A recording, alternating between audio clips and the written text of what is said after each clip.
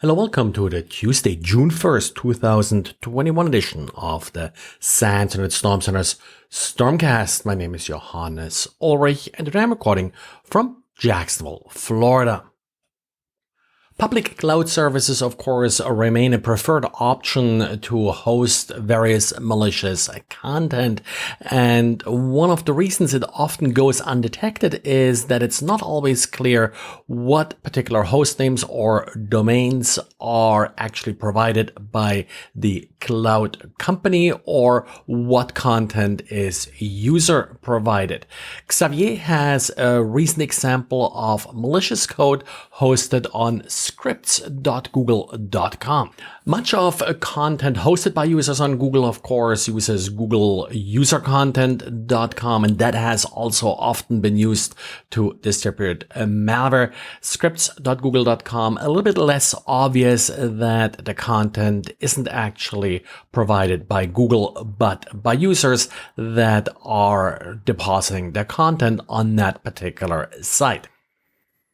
And we got a new security advisory from SonicWall. SonicWall warns that its SonicWall Network Security Manager, if deployed on premise, is vulnerable to command injection. However, this vulnerability is only exploitable post-authentication, so an attacker would first need valid credentials to log in, but any credentials will do and will allow execution of code with full admin privileges or root.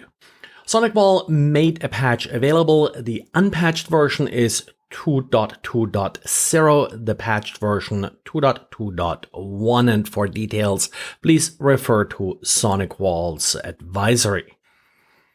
And then we got an updated advisory from Hewlett-Packard Enterprise regarding a remote code execution vulnerability in their Systems Insight Manager, or SIM. The root cause here is a deserialization vulnerability. The advisory itself is not new, but definitely you shouldn't sort of just skip over it because you already saw it. It was originally published mid-December last year, December 16th. Then end of January, it was updated because the vulnerability does not require authentication for exploitation. So that was an important change there. The CVSS score was adjusted to 9.8 accordingly. And now we do have a patch available that appears to be the latest change to this bulletin from late last week. So if you're running a Systems Insight Manager, get ready and patch. And Siemens on Friday released a security bulletin regarding a vulnerability found by security company Clarity. And what Clarity found is a rather severe issue that allows a bypassing of the memory protection in affected Siemens PLCs. Now, this is a little bit an odd vulnerability, in particular if you're not familiar with some of these sort of protections that exist in these programmable logic controllers or PLCs, in that without this vulnerability, similar exploits would have required physical access to these PLCs, but based on being able to bypass the memory protection, these exploits are possible remotely and are also much more difficult, if impossible, to detect.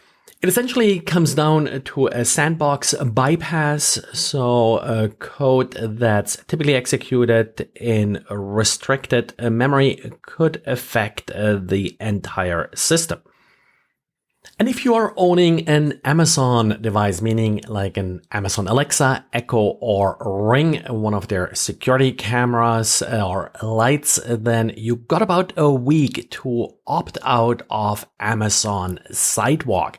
Amazon Sidewalk will officially be enabled apparently on June 8th. And with that, if you're owning one of these devices, it could be used to share your Wi-Fi network with other Amazon customers. Well, and that's it for today. So thanks for listening and talk to you again tomorrow. Bye.